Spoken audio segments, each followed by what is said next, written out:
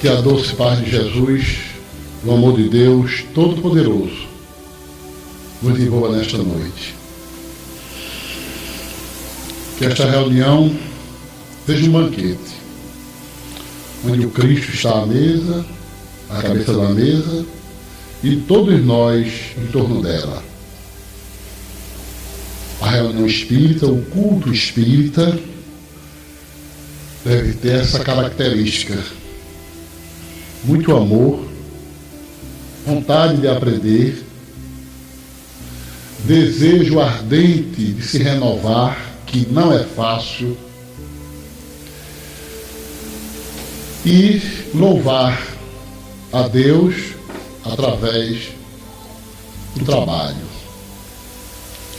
O nosso intuito é extrair do Livro dos Médiuns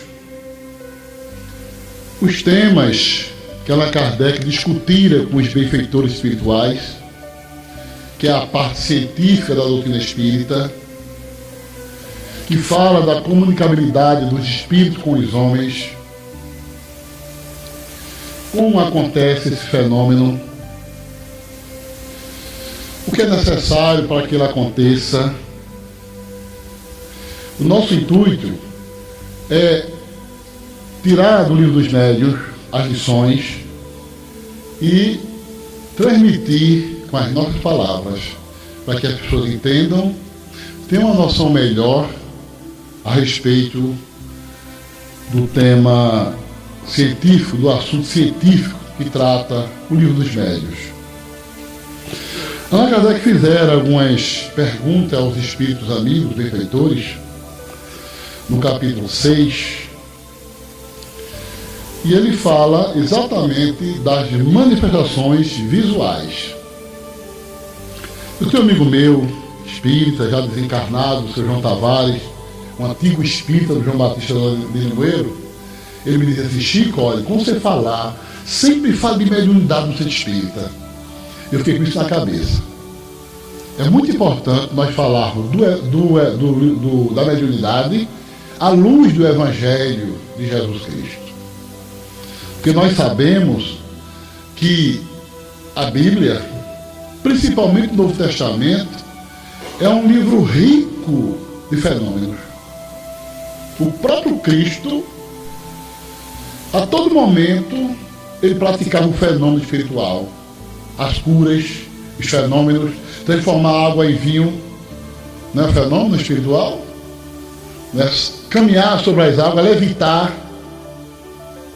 As curas extraordinárias que ele fazia a todo momento. A comunicação com os espíritos. Eu quero falar aqui, abrir um parênteses, dizer que tem espírita que bate no peito dizendo que é espírita e nunca leu o Livro dos Médiuns. Tem espírita que nunca leu o Evangelho segundo o Espiritismo, a Gênese, o livro Céu e Inferno, nunca leu. E é espírita, se diz espírita. Falta a fé sólida, a fé constante, a fé imorredora, contagiante, como dizia Allan Kardec no livro do Evangelho segundo o Espiritismo. Existe a fé espiritual, a fé contagiante e a fé material, né? Como que confia nas suas próprias forças. No item 100, o Livro dos Médiuns, se eu não me engano, tem 360 itens, ou 350 itens. No item 100, Allan Kardec afirma o seguinte: de todas as manifestações espíritas, as mais interessantes são aquelas por meio das quais os espíritos se tornam visíveis. Aí ele acrescenta dizendo o seguinte: pela explicação deste fenômeno, se verá que ele não é mais sobrenatural. Então, um espírito aparecer a alguém está dentro das leis naturais. Não é mais sobrenatural. Não é. Por que é sobrenatural? Porque é milagre. Porque não se entendia. Mas a partir do momento que se estuda e se sabe como acontece o fenômeno, ele deixa de ser sobrenatural. Está dentro da lei de Deus. Logo, nós não precisamos ter medo. Nós sabemos que, para que o Espírito se manifeste, o Espírito manifestante, ele une o seu perispírito, que é o corpo espiritual do Espírito, ao perispírito do médium. Para alguém que está aqui pela primeira vez, o perispírito é o corpo intermediário entre o espírito e a carne, o corpo humano. Na hora da concepção, o espírito está ali presente. Os mentores espirituais unem o perispírito daquela entidade reencarnante ao óvulo, ali, a célula máter, e a partir dali existe uma vida. Logo, não se deve tomar a pílula do dia seguinte, porque é abortiva. Porque a partir do momento da concepção, já existe uma criatura, um ser reencarnado ali. Que vai passar pela fase embrionária, depois de feto, e aí adiante. E o espírito, naturalmente, vai se afogando, vai esquecendo do que ele era, vai mergulhando na carne, molécula a molécula, através do perispírito. Só que o perispírito, ele é dilatável, ele é expansivo. Então, no momento de uma comunicação espiritual, o espírito manifestante, ele utiliza o perispírito do médium. Por isso que algumas vezes tem médium que estribucha quando se manifesta, por causa do choque ali anímico, o choque psíquico do espírito reencarnante com o espírito reencarnado, que somos nós, os médiuns. Quando a gente morre, o espírito sobrevive à morte pelo perispírito. O perispírito sai do corpo, se desloca, se desvencilha das moléculas humanas e ressurge no plano espiritual, na outra dimensão. Muitos ficam surpresos porque morreram e não sabem explicar a sua vida, como está naquele momento. Vê o seu corpo ali caído, ou morto no leito, está fora do corpo, não sabe explicar por que está fora do corpo, coração batendo, pulsando, e o corpo dele ali parado. Por isso que é importante o esclarecimento espírita, a orientação, o aprendizado espírita, porque um dia que chegar o nosso momento de partir, e fizermos a grande viagem, nós não vamos ficar surpresos. Pelo menos a gente vai ter uma noção de que chegou a nossa hora de partir, ou a grande viagem, né? O momento da grande viagem. Na primeira pergunta do item 100, Allan Kardec, o codificador lionês, ele perguntou assim: podem os espíritos tornar-se visíveis? Ele ia a fundo nas perguntas. Então ele perguntou: podem os espíritos tornar-se visíveis? E os mentores responderam: podem, principalmente durante o sono do corpo. Allan Kardec afirma que toda noite nós morremos. Quando a gente dorme, a nossa alma sai do corpo. Por isso que nós sonhamos. O sonho é uma resultante da liberdade da nossa alma durante o sono do corpo físico. Enquanto a mente está repousando, o espírito está ativo no plano espiritual. É tão bom a gente quando sonha, né? A gente sonha namorando, a gente sonha passeando, a gente sonha falando com pessoas que a gente nunca viu, e na hora ali do sonho são pessoas que a gente conhece, não é? Às vezes a gente sonha assustado, uma pessoa correndo atrás da gente, são os nossos afetos que nos encontram lá. Olha ele ali, a gente corre para o corpo, está quase assustado, tremendo, chorando muitas vezes, que a gente se aloja aqui, a gente se refugia aqui no corpo, com medo daquele a quem nós fizemos o mal em reencarnações passadas. Então, os espíritos podem se tornar visíveis. Algumas pessoas conseguem ver os espíritos acordadas. Eu conheci uma pessoa lá de Bom Jardim, hoje ela está morando em João Alfredo, na cidade de João Alfredo. Ela tem um irmão que é alcoólatra. E esse irmão dela terminou desencarnando. E um dia ele aparece de manhã na porta do quarto da sua irmã e diz assim: Maria, eu achei que quando eu morresse eu ia ver a minha mãe, mas eu estou no inferno. Na verdade, pelos seus vícios, ele estava no umbral. Na cabeça dele era o inferno, mas na verdade ele estava no umbral. O espírito permanece no umbral por uma necessidade, para limpar seu perispírito, purgar o seu perispírito. E oportunamente ele pode pedir a Deus, implorar com humildade uma oportunidade para a sua evolução espiritual. E Deus nunca nega um apelo a seus filhos. Por isso que o Cristo disse: um filho não pede um pão para o pai dar uma pedra. O filho não pede um peixe para o pai dar uma serpente. Não. Tudo que nós pedirmos a Deus, com humildade, com amor, Ele atende. Por isso que Jesus disse: pedi e receberei, bater a porta e ela abrir-se-vos-á. Buscai e encontrarei. Busquemos, meus amigos, a paz, busquemos o bem-estar espiritual, busquemos a felicidade espiritual. Buscai primeiro o reino dos céus e toda a sua justiça, que o resto terá dado em abundância, disse Jesus. Na terceira pergunta, Allan Kardec volta a perguntar, ao inquirir os espíritos: a todos os espíritos é dado manifestar-se visivelmente, isto é, todos podem se manifestar se quiserem? E os mentores responderam: todos podem, mas nem sempre têm permissão para fazê-lo, ou nem sempre querem. Imagina uma pessoa que levou a vida toda aqui na terra de sofrimento, carregando uma cruz. Ao desencarnar, a lembrança daqui da terra não vai ser muito agradável.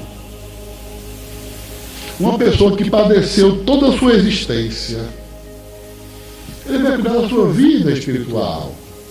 Continua o trabalho lá com outros irmãos que permanecem lá no umbral, em outras regiões, onde ele pode ofertar o melhor de si.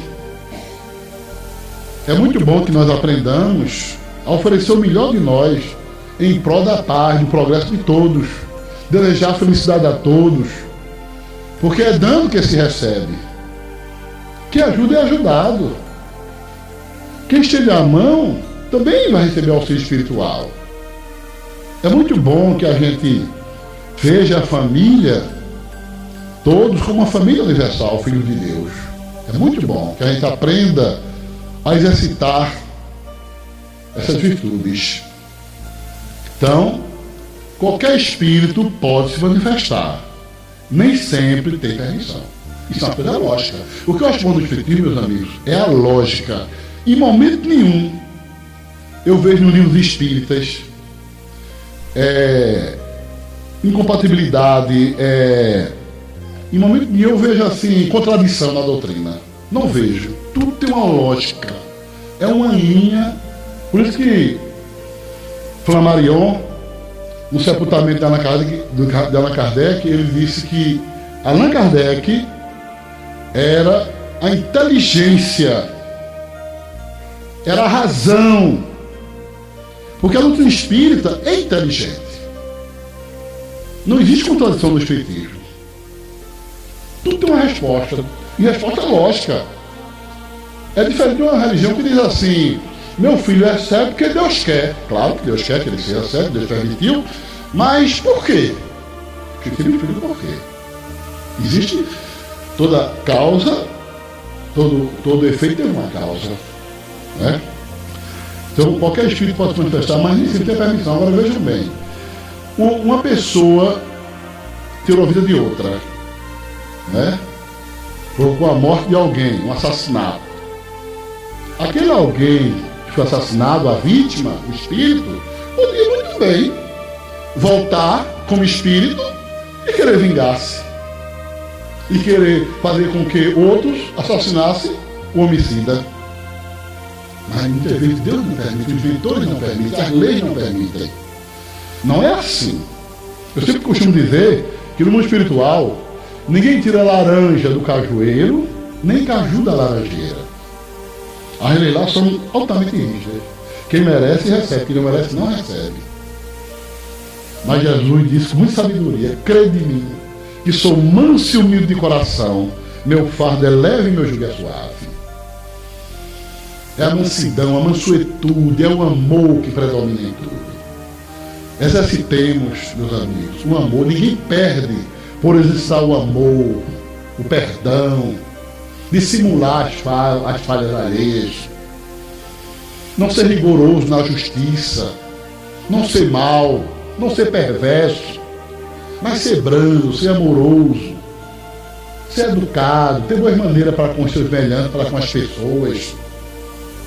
Ninguém perde por ser assim. Que silêncio aí. A quarta pergunta: que fim, objetivo dos espíritos que se manifestam visivelmente? Qual é o objetivo? Por que se manifestar visivelmente? Aparecer alguém? Não é? Eles responderam, os mentores. Isso depende de acordo com as suas naturezas. O fim pode ser bom ou mal. Um espírito pode se manifestar com o intuito de ajudar, de consolar, de fortalecer, de provar a imortalidade da alma, e pode também se manifestar com um fim mau. Tem um cidadão lá de Bom Jardim, que já desencarnou, também alcoólatra, bebia muito. Ele me contou uma vez, ele chegou lá no centro meio embriagado, ele falou: olha, Chico, eu ia para minha casa, e 11 horas da noite, e no meio do caminho eu topei com o caixão defunto, bati no caixão, voltei, continuei, bati novamente, voltei, arrudiei e prossegui para minha casa. Quer dizer, na verdade não tinha um caixão defunto ali, mas talvez um espírito inferior em forma de caixão defunto, não é?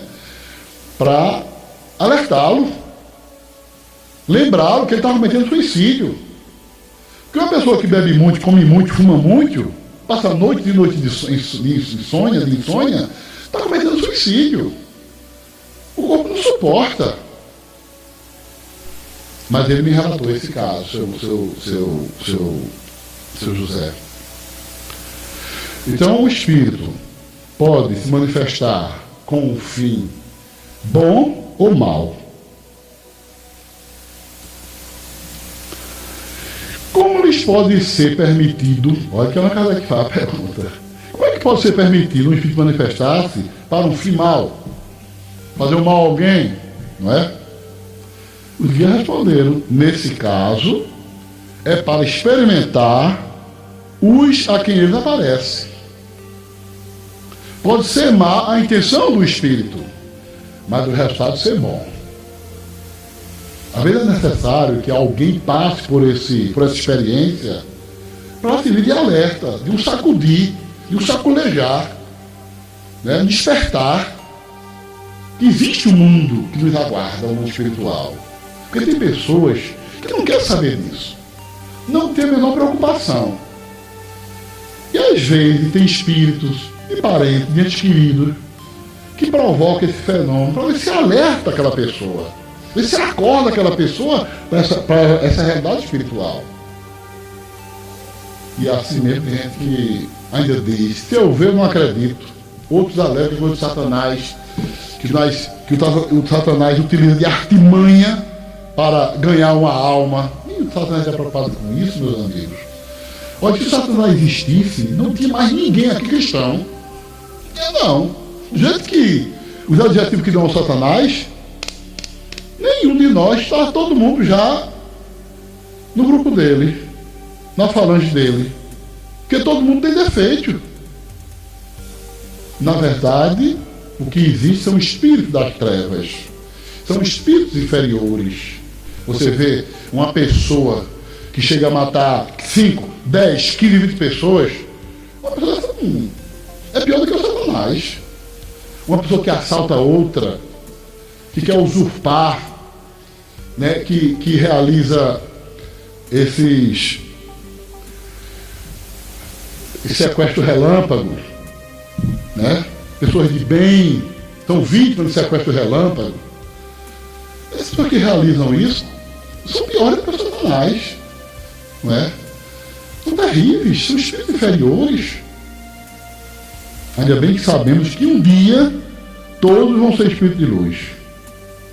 Como é bom saber disso, né? Que um dia todos nós aqui vamos ser seres angelicais. Todos. Quer queira, quer não, nós vamos submeter à escala do progresso espiritual. Isso é muito bom. Qual pode ser o fim que tem em vista o espírito que se torna visível com má intenção? Qual pode ser o fim? E os espíritos responderam os dias: amedrontar e às vezes vingar-se. Houve um assalto numa loja em Belo Horizonte. E o ladrão assassinou o vigia, o vigilante da loja. Ele amanheceu morto, a loja arrombada, e ninguém sabia quem tinha cometido aquele crime. Depois de 2 anos, um cidadão, um jovem, foi se entregar à polícia, dizendo que não suportava mais sonhar com aquele que ele assassinou. O espírito aparecia a ele e dizia: vá se entregar, vá se entregar. Isso sempre ele tinha esse sonho. O espírito que ele assassinou dizia: vá se entregar à polícia, à justiça. Quer dizer, aquele vigilante que foi assassinado era o espírito do bem.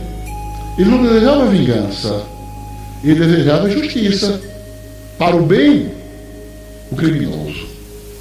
Isso é um fato real, viu? Então, o rapaz se apresentou, foi julgado e absolvido, naturalmente. Que visam os espíritos que vêm com boa intenção. Qual é o objetivo? Aí o mentor respondeu os guias: consolar as pessoas que deles guardam saudade, provar-lhes que existem e estão perto delas. Como é bom nós sabermos que os nossos entes queridos estão vivos. Como é bom nós termos certeza de que eles pensam em nós, que eles têm saudade de nós, que eles nos consolam. Como é bom um filho que a mãe viu levar seu corpo ao cemitério, dias depois ele volta ao lar para abraçar sua mãe, para beijar sua face. Ele volta. Por isso que muitas vezes as mães sentem aquele conforto na sua alma, uma saudade, um choro mais confortador, cheio de esperança, uma saudade boa, agradável. É porque ele está ali presente ao seu lado, lhe confortando, lhe consolando. Quantas esposas, os esposos, os maridos que se foram, a saudade trai eles para a nossa companhia. Nossas mães já se foram, elas têm muita saudade de nós. Uma vez, Chico Xavier foi visitar um presídio e ele fez uma palestra para mais de 1000 presos, prisioneiros, e quando terminou a palestra, todos os prisioneiros queriam tocar em Chico Xavier, queria dar-lhe um abraço, queria dar um bilhetinho a ele, queria pedir oração, e ele atendeu até 3h30 da manhã a todos. Quando terminou ali aquele encontro, os auxiliares de Chico Xavier, os amigos deles, os confrades, perguntaram: Chico, você viu aqui na prisão muitos espíritos maus, vingativos, inferiores? Ele disse: não, ao contrário. Eu vi os espíritos das mães dos prisioneiros, aquelas mães que tinham já morrido, estavam ali ao lado dos seus filhos, confortando, consolando. Está vendo? Que em todo lugar existe a misericórdia de Deus. Que inconveniente haveria em ser permanente e geral entre os homens a possibilidade de ver os espíritos? Este não seria um meio de convencê-los? E os mentores responderam: estando o homem constantemente cercado de espíritos, o vê-los a todo instante, a todo momento, o perturbaria. Na verdade, isso ia tirar a nossa privacidade. Porque às vezes a gente quer estar sozinho. Todo mundo aqui tem esse momento, né? Hoje eu quero estar só, não quero ver marido perto de mim, nem mulher, nem filho, nem ninguém, quero estar só. E se nós víssemos o espírito a todo momento, nós não ia ter essa privacidade, nós não teríamos essa privacidade. Porque a todo momento eles estariam ali conosco, confabulando ali, compartilhando, não é? Se miscuindo conosco, com nossos pensamentos. E além do mais, a gente comodamente diz: meu irmão, como é? Vai arrumar um emprego para mim, me diga onde é que tem um emprego aí para eu trabalhar, não é? Aí eu ouvi dizer: como é, meu irmão? Meu príncipe encantado, não é? Quem é que vai ser o meu príncipe encantado? Meu futuro esposo. E eu perguntei sobre isso a todo momento. Hoje fazem isso muitas vezes. Olha, eu vou viajar, eu queria saber como é que vai ser lá, se eu vou ser ou não bem sucedido. E eu me perguntei sobre os espíritos. E, na verdade, os espíritos não são empregados nossos. Nesses 40 anos de espírita, já me deparei muito com isso. As pessoas acham que os espíritos são nossos empregados, não sabendo que um dia também nós vamos ser espíritos.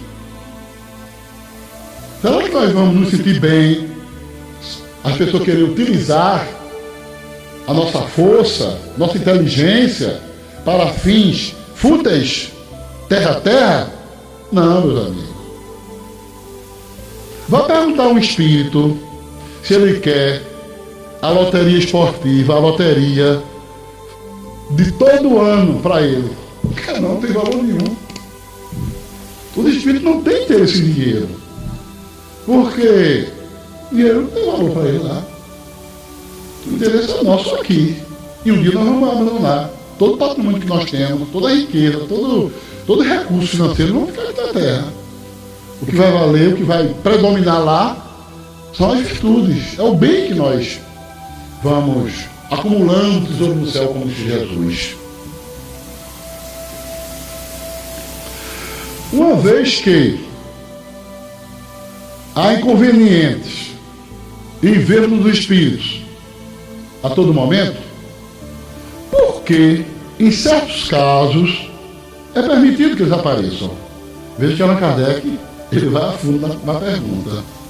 Os mentores responderam: para dar ao homem uma prova de que nem tudo morre com a morte do corpo. Que a alma conserva a sua individualidade após a morte. Então, algumas vezes que os espíritos aparecem para provar a nós que existe, que é uma população enorme, 5 vezes, 6 vezes maior do que a da Terra no plano espiritual. Na região espiritual, né? Muitos espíritos se preparando para a nova oportunidade voltar à Terra, na erraticidade. Eu já ouvi espírita dizer que a erraticidade é lugar de espírito errado. Não é. A erraticidade é a região onde os espíritos se preparam para uma nova reencarnação. Aqueles que não precisam mais reencarnar, eles não vivem na erraticidade. Eles estão em planos superiores. Agora, aqueles espíritos que sentem necessidade da reencarnação, eles estão na erraticidade, que é o plano espiritual. E a gente sabe que o plano espiritual tem várias dimensões, né? Até regiões, da região do umbral baixo, umbral médio, umbral alto, a regiões sublimes. É importante que a gente leia o livro dos médios, que procure ler, não como se lesse o jornal, mas estudando tudo isso aqui. fazendo um estudo, parando, analisando. Porque tem gente que lê como se lê no jornal, aí não grava, não fica gravado na mente o que leu. Aí quando vai falar, não fala da doutrina espírita. Ou quando fala, não faz referência àquilo que leu aos livros espíritas. Nós, quando falarmos na doutrina, devemos falar relacionando todo o assunto com a doutrina espírita, para que as pessoas tenham noção do que é o espiritismo. Para que ninguém pense que Umbanda é espiritismo, que Candomblé é espiritismo, para que não misture as coisas. Será racional, lógico, assustarmos-nos com a aparição de um espírito? Então, é lógico nós nos assustarmos ao vermos um espírito? E os mentores responderam: quem refletir bem vai compreender que um espírito, seja ele quem for, é menos perigoso do que um ser vivo, do que um ser humano. Os espíritos podem ir a qualquer lugar. Eles podem estar em qualquer parte que assim deseje e que haja permissão. Não é preciso que o espírito se torne visível para fazer mal a alguém. Não é preciso. No bloco de carnaval é assim de espírito, no meio daquela gente dançando, pulando. Ninguém tem medo. Onde tem aglomeração de pessoas, também tem aglomeração espiritual de espírito. E as pessoas não têm medo. Agora, num lugar silencioso, onde o vento sopra, as pessoas tremem com medo do espírito. E às vezes ali não tem nenhum espírito. Ou só tem um companheiro seu espiritual. E não faz medo. Tem pessoas que têm medo de sua réstia. Então, não se deve ter medo de espírito. E deve sim ter medo da nossa língua. Língua ferina, crítica, pensamentos inferiores, pensamento de inveja, rancor, ira, vícios. Isso é que atrai espíritos inferiores para a nossa companhia. Aí devemos ter medo, que nós não temos. Tem pessoas que passam o dia todo na mesa do bar. Ficam vermelhos, com os olhos arregalados, falando coisa por coisa, discutindo futebol, que é uma discussão interminável, não para, a conversa é a mesma todos os dias, não é diferente, com companhias invisíveis aos seus lados. Quando chegam em casa, entram logo dando um chute na porta. A criancinha, seu filho está lá na cozinha ou na sala, se assusta, corre para o colo da mãe, assustado. A mãe fica nervosa naquele momento, a esposa. O marido vem com seus olhares arregalados, vermelhos, um bafo de onça, terrível, exige comer na mesa naquela hora, faz exigências rigorosas para a esposa, que está ali com tanta meiguice a servir o lar, e eles não valorizam isso. Poderá aquele a quem o espírito apareça travarmos conversação com ele? Será que podemos conversar com os espíritos? Né? Sabe o que os mentores responderam? Perfeitamente é o que se deve fazer. Pronto. E tem uma passagem que a Ana Kardec diz assim, que a gente deve dizer assim: em nome de Deus Todo-Poderoso, o que o irmão precisa de mim? O que você deseja de mim? Porque se for um espírito mau, quando você diz em nome de Deus Todo-Poderoso, ele vai embora. Se for um espírito bom, ele vai conversar com você. Então é o que se deve fazer, perguntando a ele o que ele deseja, o que ele quer. Em que você pode ser útil àquele espírito? Se ele quer uma prece, uma oração, se ele quer um auxílio. Chegou um cidadão em Bom Jardim, uma vez lá no nosso centro, um médium, e ele contou uma história de Pau d'Arco, ele é da cidade de Pau d'Arco, aqui em Pernambuco. Ele disse que um espírito chegou para ele e disse que tinha cometido suicídio no dia de domingo, e até a terça-feira à tarde o corpo ainda estava lá na cocheira, o corpo dele dependurado. Aí ele foi na casa da família, avisou a família, foram chamar a polícia e todos chegaram lá e confirmaram. Viram realmente o corpo do suicida lá. Quer dizer, o espírito recém-suicidado através do suicídio, certamente ainda estava achando que estava vivo, ou não sabe, ou estava confuso, foi avisar aquele médico que tinha suicidado. Então é importante nós estarmos preparados para conversar com o espírito. Imagina você, seu marido desencarna, ou a sua esposa, ou o seu filho, a saudade o traz para casa, e ele ardentemente quer falar com você, está ali presente, só que você não vê a olho nu, mas em determinado momento ele aproveita uma hora oportuna e se torna visível falar com você. Você sai daqui perto de mim, vai ser um constrangimento para o espírito. Ele vai ficar ali apavorado, triste.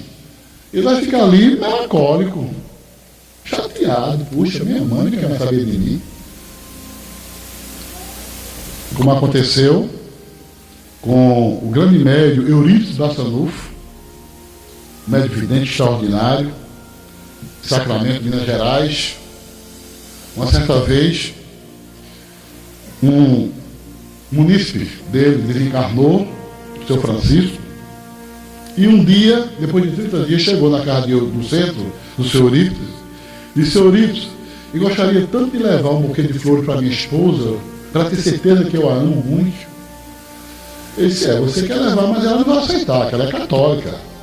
Mas, seu Eurípides, eu quero que ela tenha certeza que eu estou vivo, que eu não morri, e que meu amor ainda é grande por ela. Tudo bem. O espírito foi atrás. Quando ele foi chegando na calçada da casa da Dona Maria, ouviu o grito dela lá dentro. Ela deu um grito e desmaiou. E ele foi, deu umas massagens nela, deu uma galápaga com açúcar. Dona Maria, foi que houve, Dona Maria? Não, senhor, eu tive uma vertigem aqui, uma tontura, mas estou bem. Tudo bem. Ele foi em casa, voltou.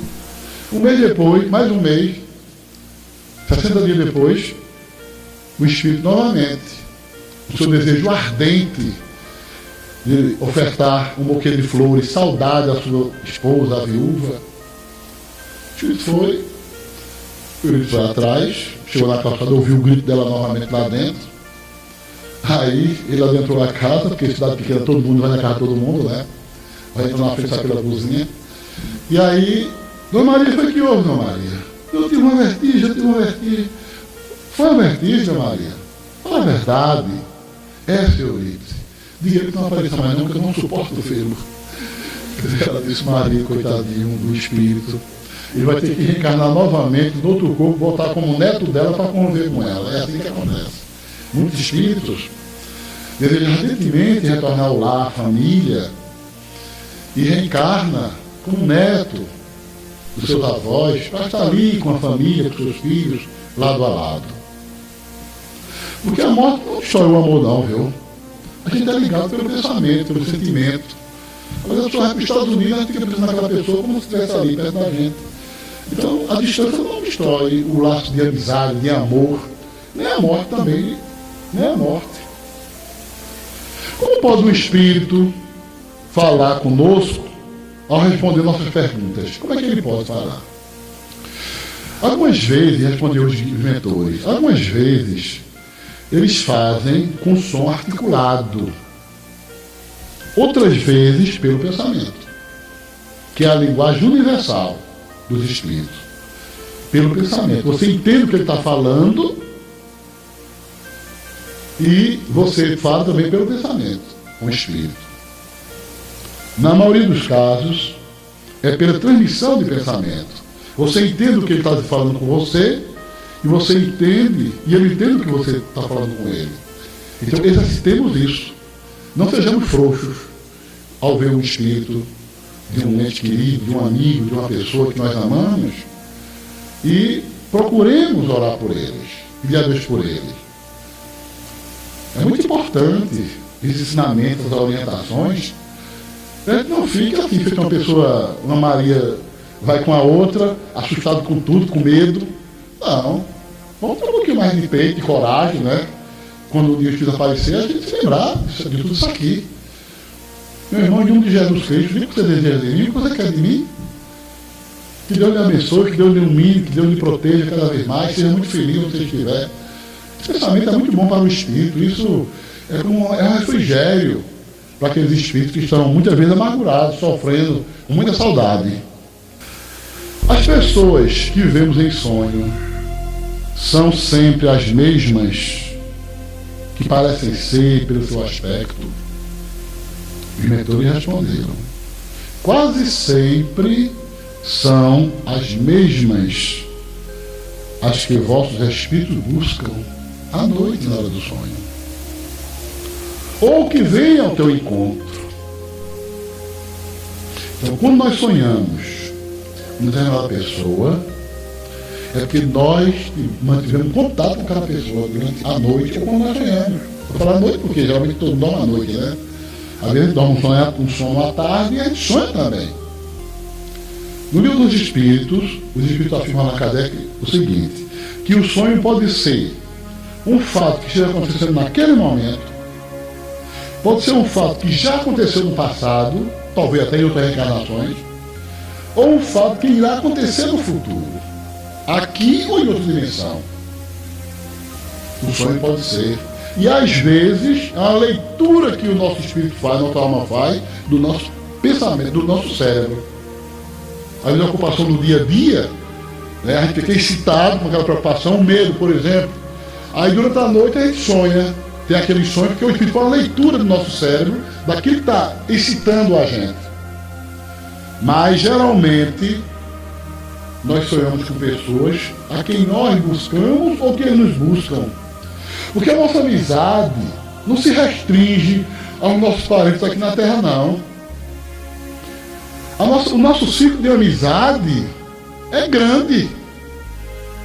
Hoje, vocês me conhecem aqui como Francisco, Chico, no corpo, não é? Estou aqui agora.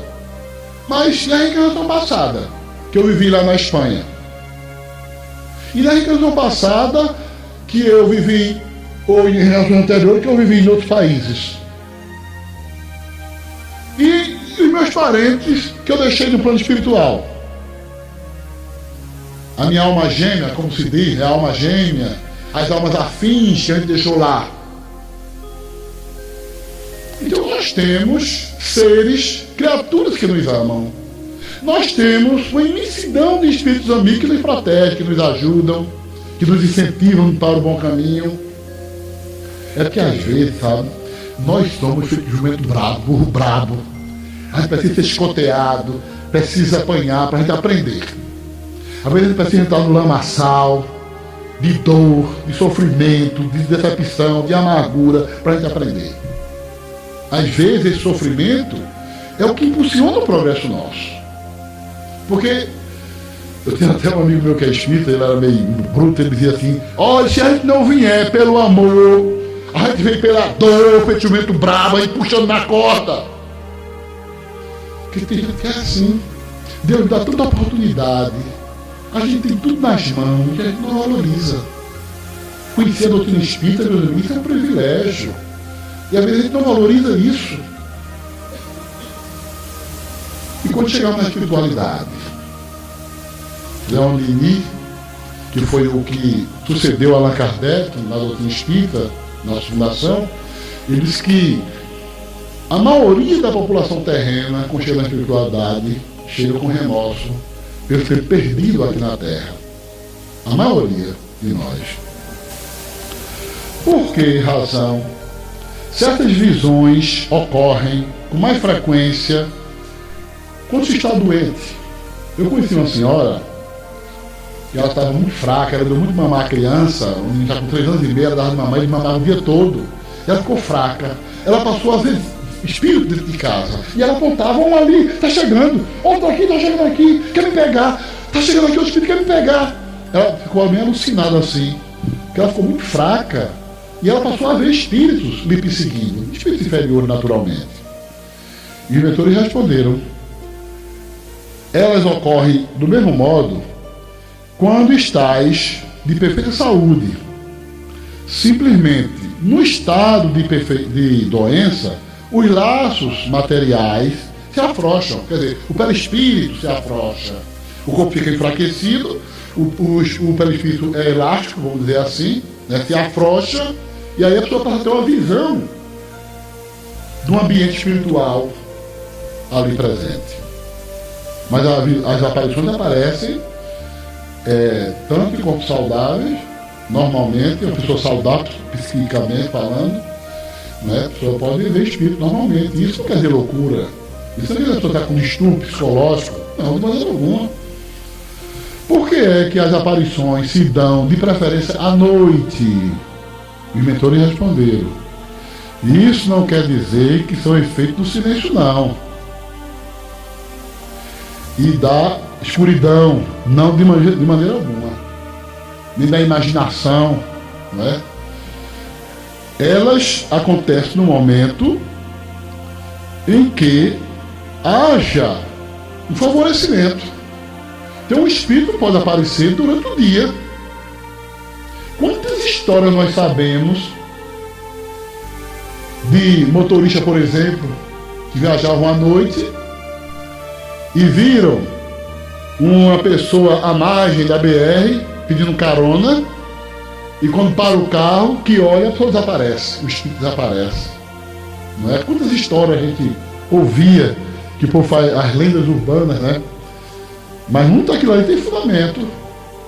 Quantas vezes a senhora dona de casa está lavando os panos lá na pia, lá na cozinha, e ouve alguém chamando na entrada da casa: Dona Maria! Ela corre para ver quem é, mas ninguém. Mas o espírito chegou ali e falou, chamou mesmo. Entrou pela porta da frente. Ela não viu. Pelo fato de nós não vermos as estrelas durante o dia, isso não quer dizer que elas desapareceram, não é? Durante o dia as estrelas estão lá, só que a gente não pode ver por causa da claridade. Durante a noite a gente vê com mais facilidade as estrelas. Assim são os espíritos. Eles podem aparecer à luz do dia e podem também aparecer durante a noite. Agora, nós sabemos que os raios da luz queimam o perispírito. Por isso que a pessoa intuitivamente tem um ato de acender a luz quando vê algum vulto dentro de casa.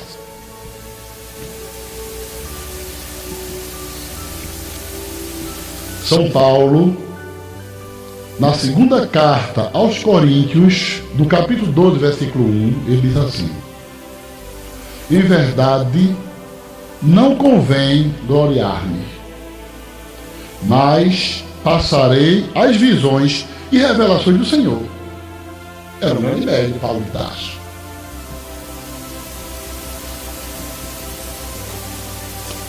Maria,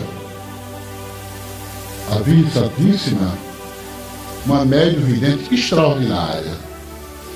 Estava na sua casa de Nazaré, aparece um espírito de luz, Gabriel, anunciando a sua gravidez e a sua maternidade ao ser mais iluminado que vier à Terra.